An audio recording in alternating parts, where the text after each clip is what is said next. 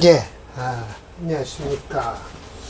자, 오늘은 또, 억부론을 강의하는 적천수 강의입니다. 제 원문이 6번째예요. 그러니까 이게 질병장이거든요. 질병장에서 6번째라는 것은 맨 앞에를 한 번 더 해서 오늘 1번째 강의가 되죠. 7번째 강의가 되죠. 토불수화, 토가 화생토하잖아요. 그런데 토가 화를 받아들이지 못하는 경우가 생긴다는 거예요. 네, 그러면 뭐가 되냐? 기가 상한다 라고 얘기를 해요. 기가 상한다. 유시주도 설명을 할게요. 왜 그러냐면 원문과 유시주와 그 다음에 임철조주, 중주가 서로 연관이 돼 있어요. 그래서 그래요. 토와 봉충, 충을 만나면 허탈해질 거 아니냐? 근데 허탈하다고 하지만 오히려 더 단단하다라고 하는 분도 계시고, 하여튼 원주에서는 그렇죠, 원주죠. 원주에서는 허탈하다라고 했어요. 그러니 불수, 화를 받아들이지 못한다. 그러면 반드시 주된 기가 병이 되는데, 필주라는 것은 이거는 반드시 주인은 그 사주 팔자의 주인은 기가 병이 된다. 대체로 비는 속토, 비장은 토에 속하는데 용화, 화를 받아들여야 많이 되는데 그 불용즉 그걸 허용하지 않으면 병이 생긴다는 거예요. 비장이나 기에. 그래서 이 임시주가 이제 또 증주가 나왔습니다. 그런데 경우의 수를 6가지로 끊어서 제가 해석을 해놨어요. 임시화 했어요. 조실, 메마르고 아주 틈실해요. 치토는 불수화, 권토라는 뜻이에요. 이 권토는요, 즉 토에서 뭐가 있어요? 무토, 술토, 그 다음에 뭐가 될까요? 술토와 미토. 그렇죠. 이건 화를 품고 있죠. 이건 화가 있죠. 이건 메마른 토죠. 그러니까 이건 불수화. 받아들이지 못해요. 불을 받아들일 수가 없어요. 메마른 토라. 그래서 불수화, 화를 받아들이지 못하니 반기는 것은 뭐예요? 수지윤지. 수로서 그걸 부드럽게 하는 것이 좋다라는 거예요. 허습지토, 허하고 습하다 라면 뭐예요? 기토, 또 진토, 축토.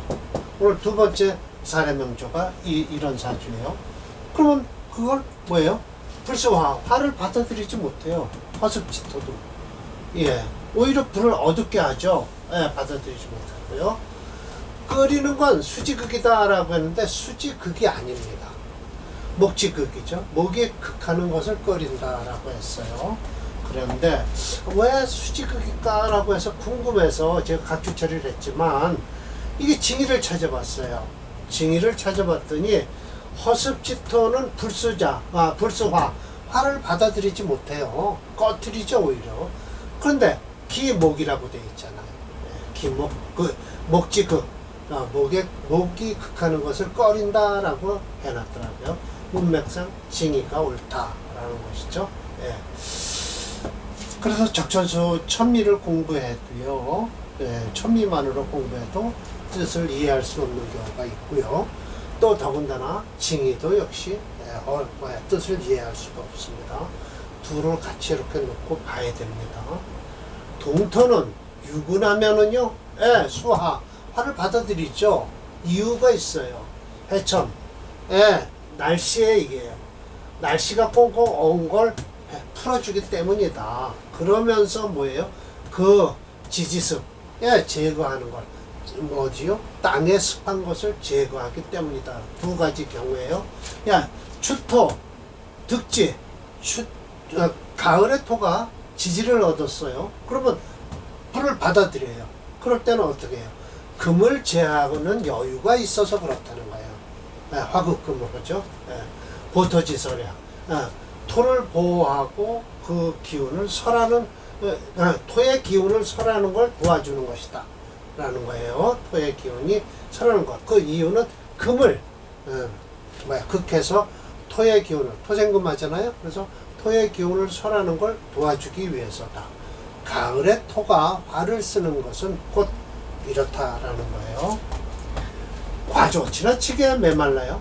즉, 지, 불윤, 땅이 윤택하지 못할 것이다. 과습즉, 지나치게 습한 즉, 천불화, 이 천이라는 하늘이 아니에요. 일기가 온전치 않을 것이다. 불화. 시로 화가 불속, 화를 받아들일 수가 없으니 화는 받아들이지 못하고 목은 불영, 목은 허용하지 않는다. 과조, 지나치게 메마르면 기운이 휴, 어그러질 휴자입니다. 과습즉, 필, 반드시 비허. 뭐죠? 기가 휴하고요. 과조즉 기가 허하고, 과습즉 반드시 비장이 허할 것이다. 받아들이지 못한 즉 병이 된다. 자, 여기서 원문이 바로 그거죠. 토가 화를 받아들이지 못하면 기가 상한다라고 했으니까 이 말이 아주 임철조 선생께서 확실하게 하신 겁니다. 그래서 자, 이제 이게 첫 번째 사주입니다. 이 사주는요, 가색격이에요. 솔직한 얘기예요. 가색격. 토뿐이잖아요. 전부 마른 토에다가요, 신금 하나 있죠. 물론 습도 있지만 지지로는 거의 다 메말라 있습니다. 가색격이에요. 가색격. 자, 그러니 이렇게 지금 경호, 이거 화우는 좋습니다. 무진도 괜찮을 것이고요. 이 토 되면 이 강한 기운을 극하는, 목하면 강한 기운을 극하는, 반대. 가색격이니까 반대되는 운이 오면 이 사주는 거역할 것이다 라는 거예요. 종왕격이죠. 종왕격. 그래서 원문을 설명하기 위해서요, 여기다 이렇게 놓고요, 여기서 또 써서 말씀을 드리겠습니다. 책이 어디 있나요? 저쪽에 가 있나 봐요. 자, 그러면 내렸을게요. 기사신미입니다. 하나 더 올릴까요? 올라갔어요. 기사 신미예요. 이거 신금이 용신입니다. 신금이 용신이니까 토가 희신이 되겠죠. 기사 신미 무술기미.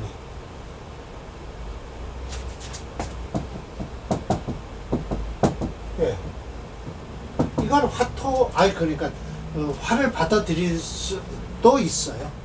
화는 용신이에요. 왜냐하면 가색격이니까요. 토를 중심으로 해서요, 화토, 금이 용희신이 되는 거예요. 이 세 가지를 쓰는 겁니다. 화토, 금. 이거는 토가 화를 받아들이는 거예요. 무토생은 미월이에요. 그리고 중처 후토. 토가 아주 단단하죠. 희귀, 천간에 화가 없다. 반가운 것은 천간에 화가 없으면서 신금이 투출했어요. 그러니까 말하자면 안으로부터 발에서 겉으로 드러난 것이다. 이게 무슨 뜻이냐면 여기 술토 속에 신금이 하나 있잖아요. 신정무가 있으니까 이 안에서 바깥으로 투출됐다. 이 신금이 용신이라는 거예요. 그래서 그 정화, 모든 정치하고 화려한 것은 모두 제 신금에 있다라는 거예요. 신금 용신이에요. 운주 기사 무지는 괜찮아요. 왜? 토가 채이면서 토로 종하니까요. 화토금이 되니까요. 좋습니다. 기사 무진대우는 좋습니다. 생금 유정하죠. 명리 여유해요. 그러나 이 정묘대우는 어떻게 해요? 신금이 수상, 상을 당하죠. 지지로 화토가 병왕이에요. 이 화토가 병왕한데 불능소토, 이 묘목을 가지고 어떻게 소토를 할 수 있겠느냐. 반대로 종화세, 화세를 쫓아가는 것이다. 즉 토가 더 왕해졌다. 그렇다는 것은 결국은 이게 묘가 왕한 토를 건드리러 들어오다가 그 왕한 기운을 더 노발시킨 거예요. 그래서 이때 안 좋은 거죠. 그래서 어떻게 됐어요? 병환이 토가 더욱 왕해졌죠. 반종화세 하면서요. 토가 더욱 왕해지니 신은 곧 폐에 속하는데 폐가 상처를 입었어요. 예, 그러면서 혈맥이 불능유통 돌아가지를 않기 때문에 병화는 기혈에 있다. 기와 혈에 있어서 양유 둘 다 이지러져 갖고 죽은 사주다라고 해서 이 묘대운에 죽었다고 얘기를 하는 겁니다. 그 이유가 있죠. 왕한토를 극하로 들어오면 분명히 그 왕한 것이 노발을 해요. 발끈하죠. 그래서 이걸 뭐라 그러냐, 세자충왕 왕자 발해서 왕한 것이 발끈했다라고 해서 사주에서 안 좋게 설명을 하시죠. 또 봐요. 임철조 선생님께서요. 사주 전체의 형상을 보면요, 월간에 신금 이외에는 모두 무술입을 따르는 형국으로 철저님은 이 유일한 신금을 용신을 만들었다. 이 신금은 연지의 사중 경궁과 일제술 중 신금에 통운하여 이를 용신으로 삼는 듯하다. 신금은 폐장에 속하고요. 정묘대운에 정화가 들어와서 정신극간이 폐수상하여서 혈맥 불능유통하니 병이 혈과 기와 혈에 둘 다 이지를 줘서 망한 명주예요. 별것도 없습니다. 자, 몇 번이라고 했죠? 449번이죠? 봅시다. 뭐 곡식격으로 제가 해놨죠?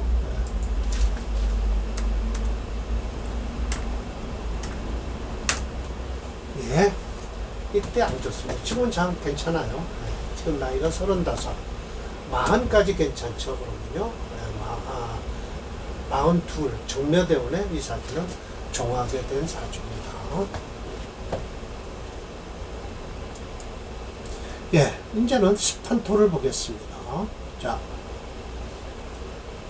이건 제격입니다. 왜 그러냐면 이 스판토를 토로 치질 않았어요. 전부 다 수로 변했다고 말씀을 하십니다. 그래서 제격입니다. 수체, 통화영조에서 또 불용해요. 그럼 수로 모아서 종제격이죠. 종제격이면 어디까지 좋을까요? 여기까지는 괜찮을 것 같습니다. 화운이 들어오면 또 세자충왕 왕자 발이 돼서 끝나는 사주죠. 이 사주는요. 수가 체니까요. 종제니까요. 화가 오면 끝납니다. 인성운이 들어오니까 재성한테 극을 당하죠. 기해 일원에 생후 축월이라 허섭지지예요. 예, 맞습니다.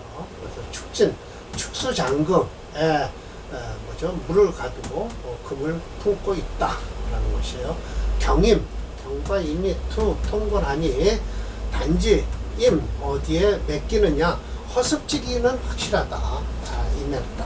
그래서 반대로 수를 용신으로 해서요 종제를 한다. 종제예요. 초년 초운의 경인신묘는요 수가 용체니까요 뭘로 간다? 금, 수, 목으로 간다 라는 것이에요. 경인신묘는 좋습니다. 금목이니까요. 척간 봉금 생수에서요 지지우 수국토, 또 이거 잘못된 거예요. 목국토겠죠. 왜? 지지에 이거 이렇게 되죠. 이렇게 들어오잖아요. 목이잖아요. 천간으로는 금이 봉생수하고요. 지지로는 목국토 하는 바람에 은비유효.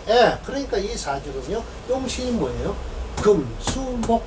그래서 금과 목은 괜찮다라는 거예요.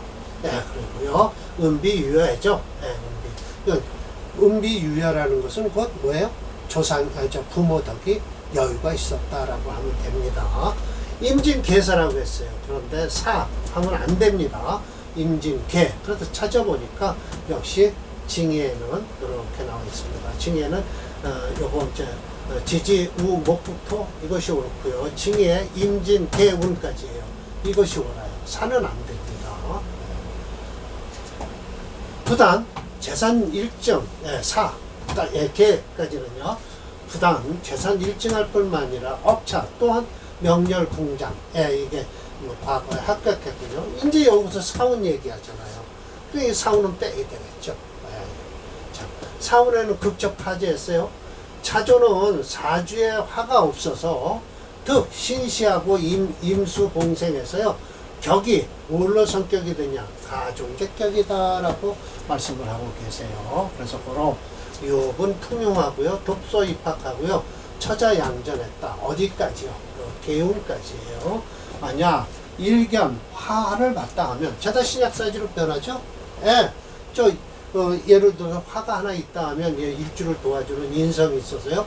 죄다 신약으로 변할 거예요. 그러면 일사무성 하나도 잃을 것이 없었는데 지 가보운에 목은 무근하고 종화, 화를 따를 것이다. 만약 뭐예요? 화가 있다면 이라는 거예요. 기사년 화토병왕에서 기혈이 필상해갖고요. 이게 이제 결국은 오운에는요. 저게 들어오면 그냥 또 쇠자충왕 왕자발이 돼서 끝난 사주죠. 병화는 장과 위에 있을 것인데 혈병까지 생겨서 죽었다라는 거 얘기를 하네요. 혈병이 뭔지는 모르겠습니다. 뭐 이것도 또 볼 거 없습니다. 프로그램. 제가 다 시컷 이렇게 얘기해놨지만 뭐 종제격은 또 제가 다 이렇게 얘기했는데 아무런 소용 없어요. 심해처럼 격국노론을 했는데 이걸 아마 제가 지은 거 보니까 아마 뭘로 봤을까요? 축토 속에 경금이 있어서요. 상관격으로 본 것 같아요.